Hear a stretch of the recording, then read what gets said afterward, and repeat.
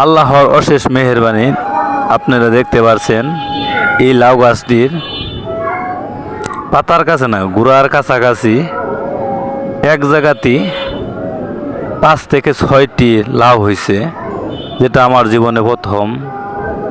আসলে আল্লাহ পাক এটা যে কী দেখাইছে এটা আল্লাহ পাকই জানে, কিন্তু আমার জীবনে প্রথম দেখতে পাইলাম যে লাউ গাছে এমন লাউ হয় 4-5টা।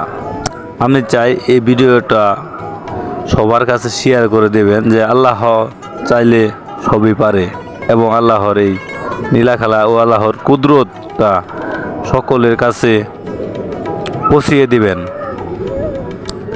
আর আমার এই ভিডিওটা ভালো লাগলে লাইক, কমেন্ট ও শেয়ার করে দেবেন,